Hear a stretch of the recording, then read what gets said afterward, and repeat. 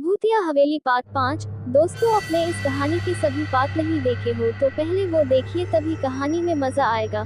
Link description में है। तो चलिए कहानी शुरू करते हैं।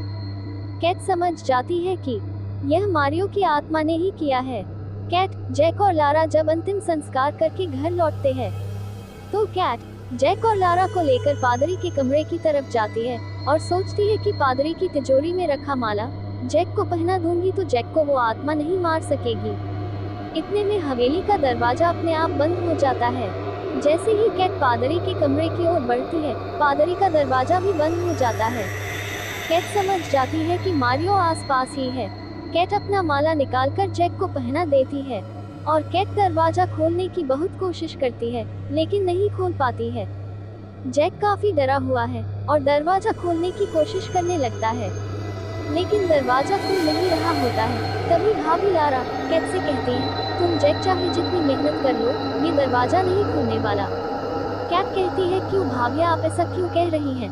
तभी लारा कहती है, यह मारियो का काम है, मारियो की आत्मा ने ही किया है। कैट कहती है, आप कैसे जानती है मारियो को? लारा गुस्से में कहती है, मारियो मेरी बहन है। मेरी बहन मारियो मेरे घर आई थी।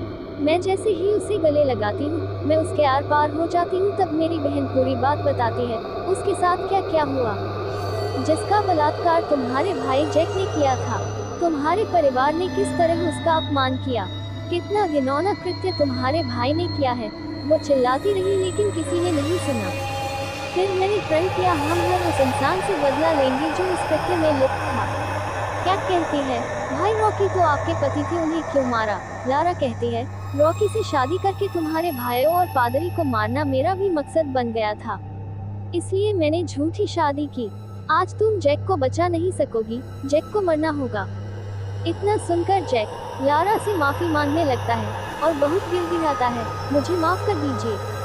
भाभी लारा कहती है कि मैं नहीं माफ कर सकती, एक शर्त पर माफ कर सकूंगी, तुम खुद को कानून के हवाले कर दो तो शायद मारियो की आत्मा माफ भी कर दे। तभी मारियो की आत्मा भी आ जाती है और मारियो की आत्मा जैक की तरफ आगे बढ़ती है। तभी माले की शक्ति के कारण मारियो सीढ़ी से नीचे दूर जाकर गिरती है। लारा सीढ़ी से उतरकर मारियो की तरफ भागती है। कैट लारा के पीछे दौड़ती है और सीढ़ियों से नीचे उतरकर मारियो से कहती है, मेरा भाई खुद को कानून के हवाले कर रहा है, उसे माफ कर दो। मारियो कहती है कि अगर तुम्हारा भाई अपने गुनाहों को कबूल करके कानून के हवाले खुद को कर देता है तो मैं उसे माफ कर दूंगी। तब तक जैक समझ चुका होता है, ये माला वो जब तक पहने है तब तक मारियो उसे मार नहीं सकेगी। जैक भी सीढ़ी से नीचे आ जाता है और जैक अपनी पिस्टल निकालता है और मारियो की आत्मा पर मारता है और कहता है, मैं अपने आप को कानून के हवाले नहीं करूंगा, तू मेरा क्या कर लेगी? मैं यहाँ तुम्हें मारने ही आया था, न कि खुद को कानून के हवाले करने। कैट कहती है, भाई तुम क्या कर रहे हो? तुम आत्मा को नहीं मार सकते हो, अपने आप को कानून के हवाले कर दो। तभी लारा हवेली में टंगी बंदूक जैक पर चला देती है और इतने में कैट बंदूक को जैक की तरफ चलता देख वो जैक को बचाने के लिए कूद पड़ती है और वह गोली कैट को लगती है। जैक पागलों की तरह रोने लगता है और कैट मर जाती है। अब जैक लारा पर ताबड़तोड़ गोलियां बरसा देता है। लहूलुहान लारा जमीन पर गिर पड़ती है।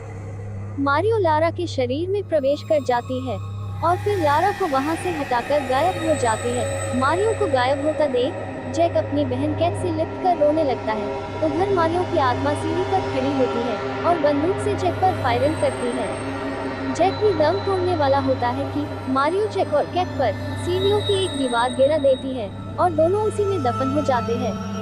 अब मारियो की आत्मा लारा के शरीर से बाहर निकलती है। लहूलुहान लारा जमीन में गिर पड़ती है और अपनी बहन से कहती है, बहन मारियो, आपको इंसाफ मिल गया है और शायद मेरी जिंदगी भी यही तक थी, अब आपसे स्वर्ग में मुलाकात होगी। इतना कहकर लारा भी मर जाती है और मारियो की आत्मा की आंखों से लाल खून की धारा निकल पड़ती है और कहती है, बहन तुम मेरी वजह से मरी हो, मैंने मना किया था तुम्हें, तुम इन सब से दूर रहो, लेकिन तुम नहीं मानी। और इतना कहकर मारियो जोर जोर से रोने लगती है। इधर सभी आत्माएं ईश्वर के कटघरे में पहुंच जाती है। अब ये हवेली भूतों की हवेली के नाम से मशहूर हो जाती है। ये वीरान खंडहर हवेली आज भी अपनी कहानी सुनाती है और आज भी अगर कोई हवेली की तरफ देखता है तो उसे अंदर से चीखों की आवाजें सुनाई देती है। कहानी समाप्त। दोस्तों, आपको कहानी अच्छी लगी हो तो प्लीज आपसे हाथ जोड़कर गुजारिश है, इस गरीब चैनल को सब्सक्राइब कर दो प्लीज। Thanks for watching.